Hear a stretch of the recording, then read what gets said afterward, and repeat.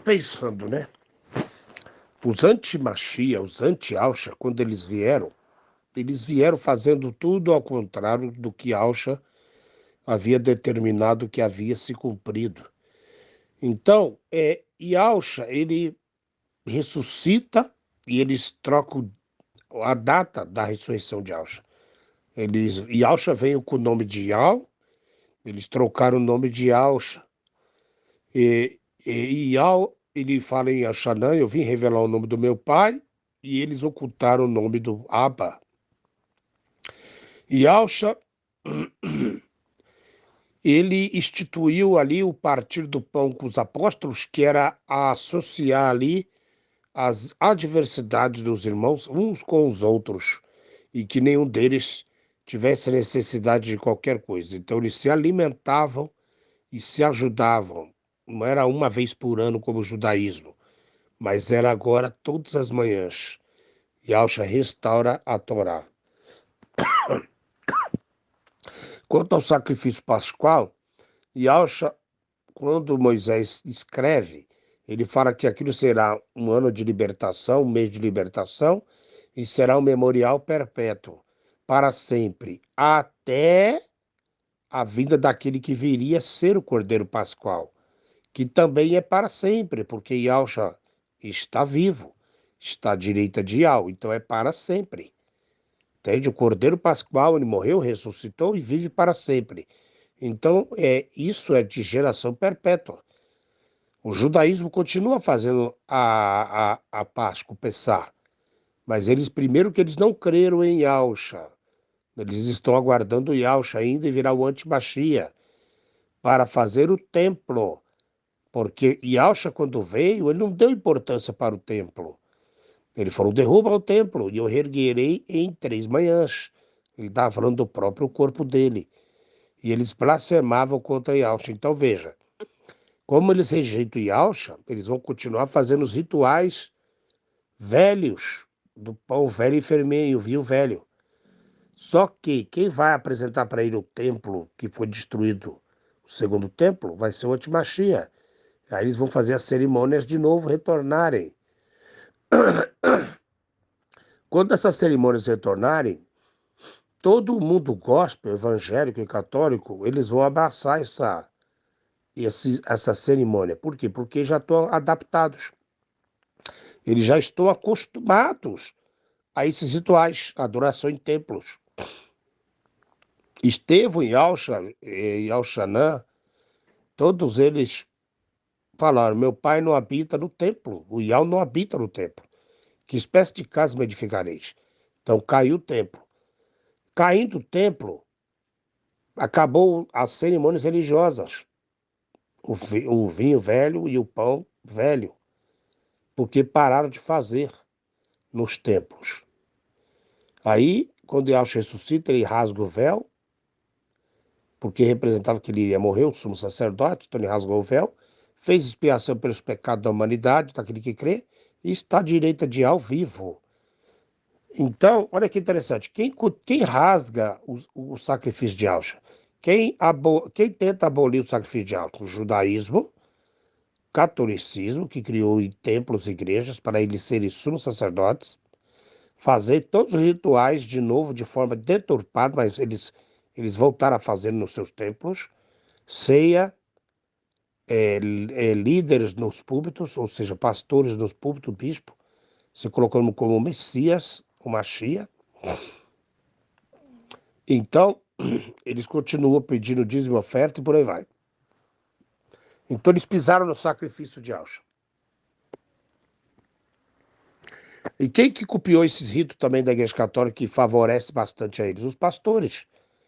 Porque eles, além de fazer templos, ele aluga templos. O véu que Yahshua rasgou, que era acesso para todas as pessoas, agora ele coloca um véu de novo na igreja, que alguém tem que ir até ele para que ele ore e a pessoa seja perdoada. Então, eles vão voltar a fazer as práticas distorcidas, deturpadas da Páscoa, do Pessah, que é o cálice e o suco, né? Eles pegam só uma parte ali resumida de toda aquela lei cerimonial.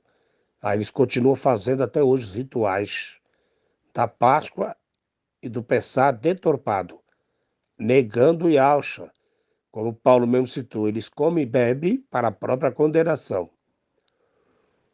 E os dízimos, que as dízimas eram as 12 tribos, trabalhavam no campo da lavoura, eles produziam os alimentos, eles levavam para os sacerdotes, que faziam a rotação de rodízio de 24 sacerdotes, 2 a 2, que durava um ano, um mês. Um mês tinha que fazer aquele rodízio de 12 sacerdotes. E era 2 de cada tribo. Então, eles não podiam trabalhar. Eles tinham que ficar diariamente no templo. E quem sustentava aquele povo, aquela tribo, que aquela tribo só tinha essa função, preparar o sacrifício, entende?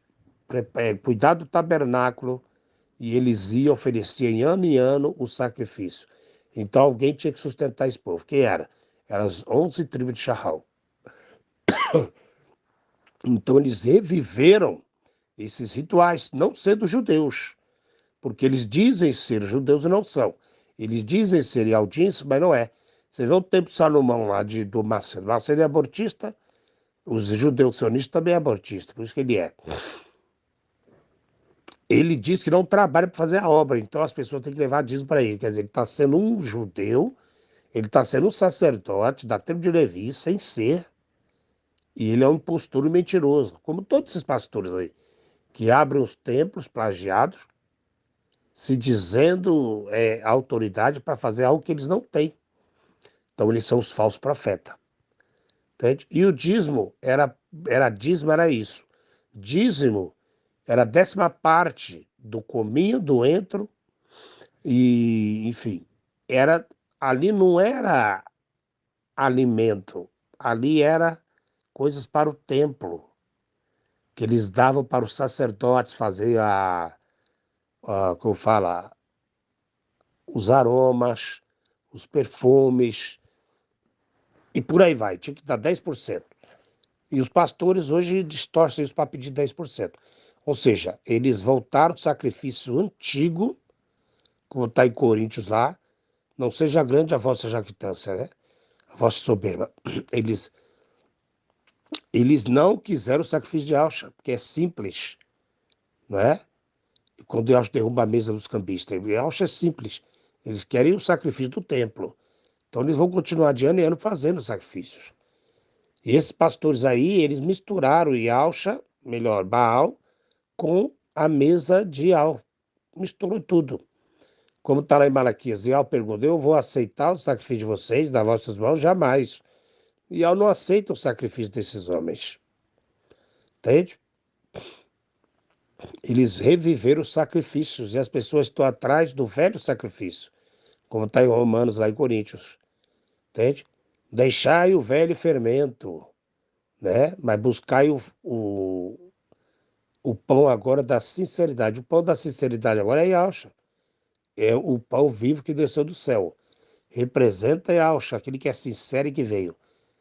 Agora, quem quer viver nas práticas de rituais do templo, aí a gente não pode fazer nada, né?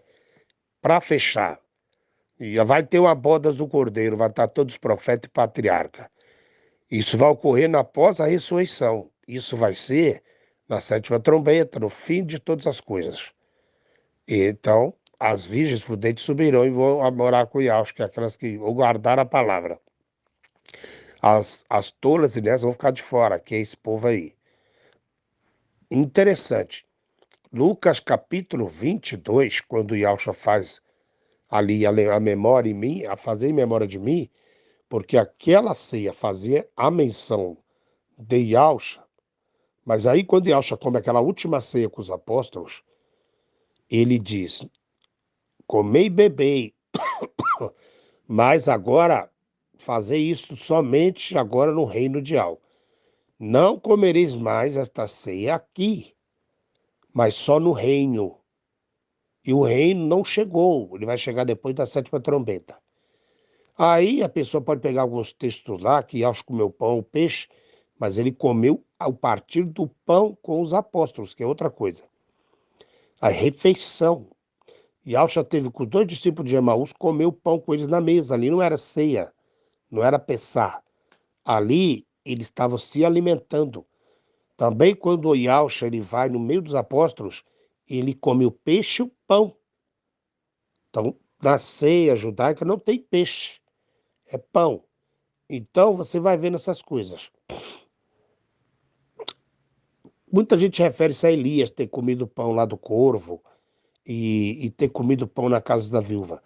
Ali existe uma seca e a Bíblia deixa bem claro que ele foi lá, orou e multiplicou a farinha da mulher e o azeite, e ela fez pão para eles comerem. Caso contrário, eles morreriam de fome. Então, ali não trata de uma ceia no sentido espiritual, religioso, mas ele está falando de livramento de vida. Ou seja, se eles não comessem, eles morreriam. Compreende? E outras passagens. E tem uma passagem interessante que é Ezequiel, no Apocalipse também, João e outros livros. O próprio Iau, ele fala para o profeta assim: come o rolo, será amargo no teu ventre, mas será doce no teu paladar, mas amargo no teu ventre. E vai e profetiza a casa de Charral, o arrependimento. Ele fala para comer o rolo é a palavra. Ele não ficou mandando, vai comer a ceia, depois vai e prega. Não, não. Ele falou, vai, come o rolo e anuncia a casa de Charral, que ela é casa rebelde. E outra, Iaure, que é o pão da sinceridade. Entra no teu quarto e fecha a porta e ora Iau, que em secreto te revelará. Entende? Iau, ele é o sumo sacerdote, está vivo, ele faz expiação. Bom, se alguém quer continuar comendo pão e bebendo suco, achando que isso é corpo do Machia, eu dou só um conselho para você. Paulo mesmo falou, aquele que come e bebe sem discernir o corpo, come e bebe para a própria condenação. Compreende, irmão?